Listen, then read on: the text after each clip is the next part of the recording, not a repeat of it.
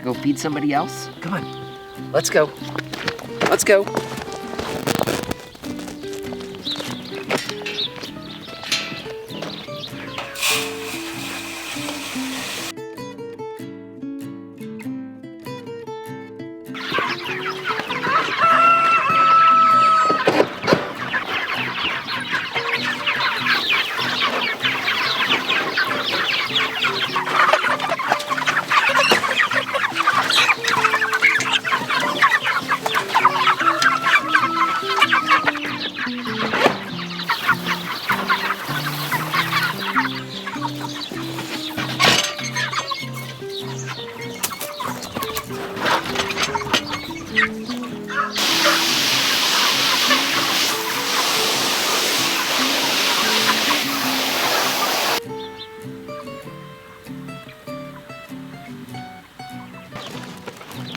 Hey, Rosie girl.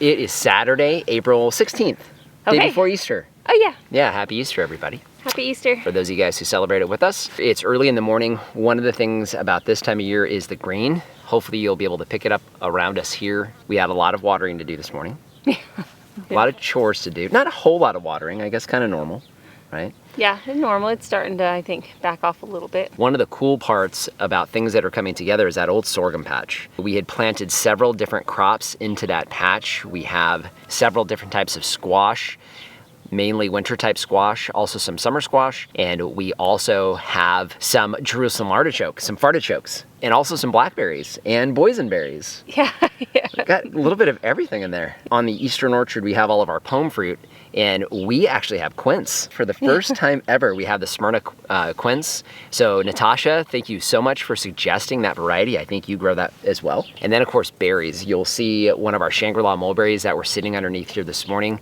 with the morning sun behind us. It is beautiful. Don't go stealing fruit. I've already eaten like 4 or 5 of them this morning. Are you kidding me? Is my tongue purple? I don't know, stick it out again. Cheater. But one of the cool parts about this time of year, of course, is berries and all the fruit that's starting to set. We're gonna definitely take you with us this morning as we harvest. But speaking of harvest, we have some blackberries that we picked off our Primark. Now, these are like half the size of what a Primark typically is, right? Usually they're a little bit bigger, but this looks really good here. Do I get that one? You get that one, let's try them.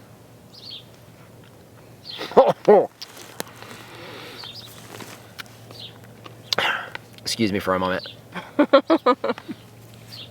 Ooh, that one was tart. You got a tart one? Yeah. Ooh, I did get almost no tart. So I got the seeds in there, but no tart at all. Not for me. You got tart on there. Yeah, that one was tart. Oh, glad I chose the right ones. Yeah. You picked them, but I chose them. Yeah. We got Rosie coming with us on some of the chores, but she's starting to be bad. She's not bad. She's starting to be a bad girl. She tore one of the branches off the contorted mulberry. She's got some favorites, right? Oh, she loves the apple tree leaves. She loves the grapes. Absolutely loves the blackberries. I think those are her favorite. The loquats, she likes the loquat leaves. She like jumps up like almost into the tree. Basically everything we don't want her to eat. Yeah. And that's not surprising. We knew that. All right, so we have obviously several things to do and we want to take you guys along with us, but the first thing we need to do is we need to do some harvesting. Oh, okay. Ooh, of some mulberries. Okay. Let's get it down.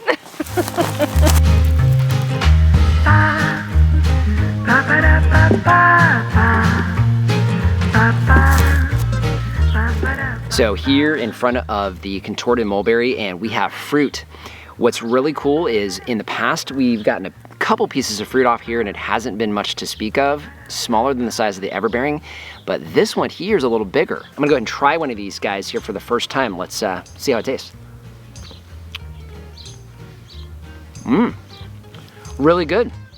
So I would say that it's probably very similar to an everbearing as far as the flavor. Pure sweetness, basically no tart to speak of whatsoever, and actually pretty good. Now it's not producing nearly as heavy as the everbearing, but one of the cool things about this tree is, well, it's contorted, so it looks cool in the wintertime.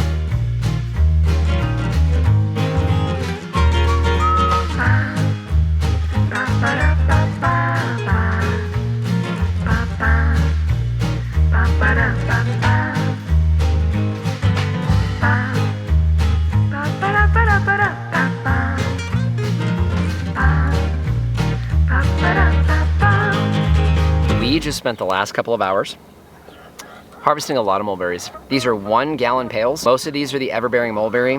What I can tell you is we are overwhelmed right now with just the sheer abundance that is coming off of these trees.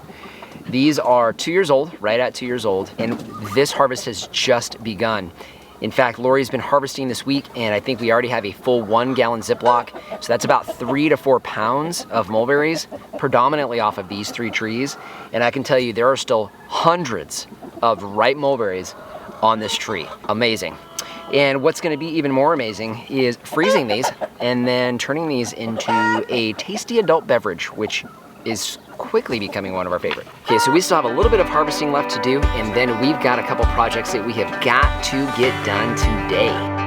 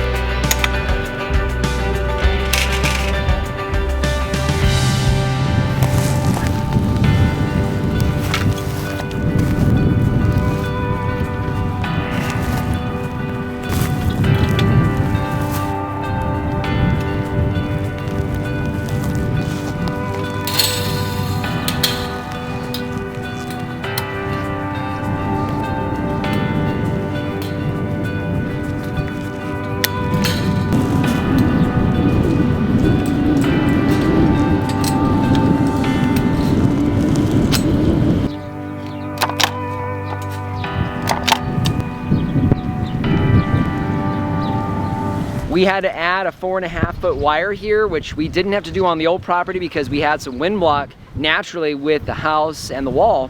We don't have that here. Now, this week, we've been losing branches just like this. At least a dozen or more branches off of the new growth on the grapevines. The problem that we have is the vines are not mature enough so that we have good vines to lay down. We don't have good cordons. So typically we would have much stronger growth on the 3 foot wire, but because these are new, we don't. But you saw us attaching some of the vines here to the 4.5 foot wire.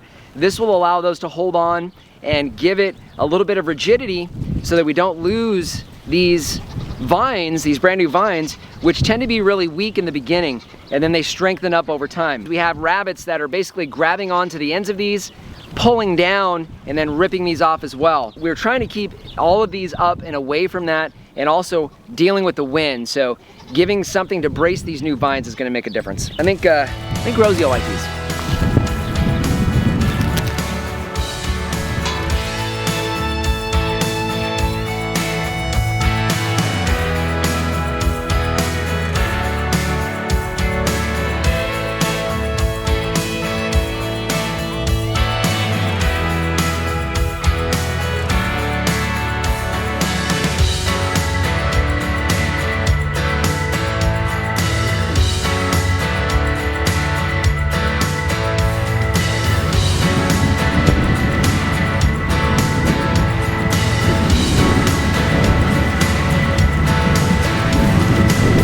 End of another long day. This is by far our peak season. We have all the livestock still on the farm.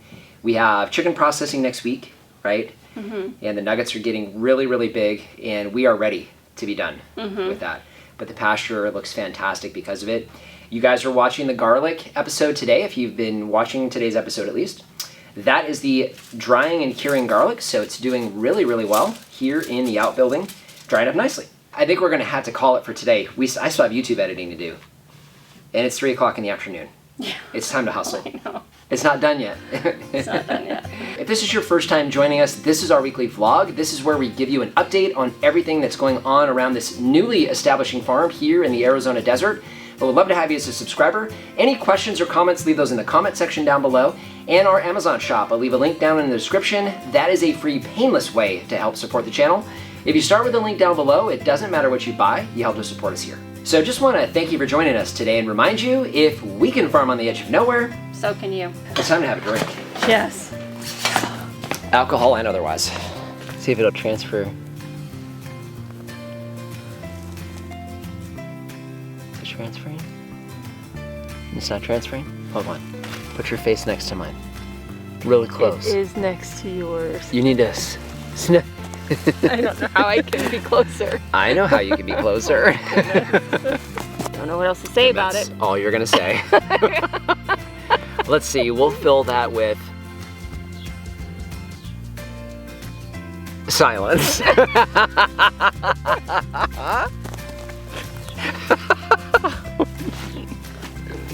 Yeah, you missed a whole bunch. You missed like 500 or 600 of them right here. She fell down. What are you doing, Nutball? She's being a goof. Can I play with those? Sure, if you want to rub them. Ooh, I can? Are you serious? I'm not really kind of into that though. It's not my thing. Well, I was saying like a massage might be. Oh, you want me to give you a massage? Yeah. Maybe later. I'll take a rain check.